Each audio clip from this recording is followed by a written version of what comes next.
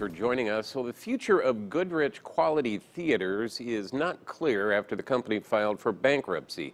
GQT owns dozens of theaters across the Midwest, including all three of the theaters in Greater Lafayette. News 18's Micah Upshaw talked to one former employee today. She tells us what's on their mind.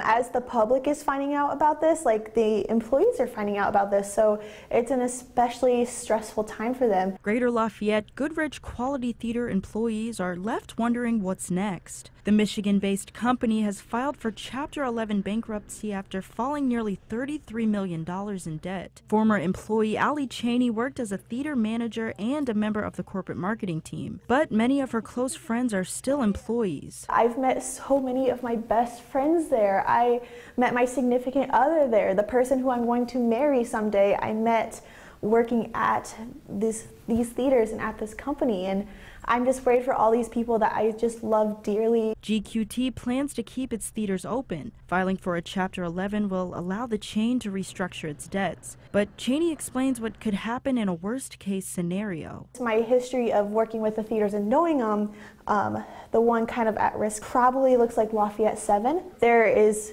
a potential, we don't know yet, they don't know, it's still developing, but a potential that maybe theaters will get sold off and another company will come into town. GQT owes Disney a portion of money, and this worries Cheney. Disney, they own everything basically at this point. If they're putting out a lot of movies and the company owes money to Disney, then Disney can cut off the whole chain and say, hey, you can't show our movies until you pay us money. Well, they can't make money if they're not showing these Disney movies. Cheney says her and her friends are deciding to stay positive. We can't just like panic right away.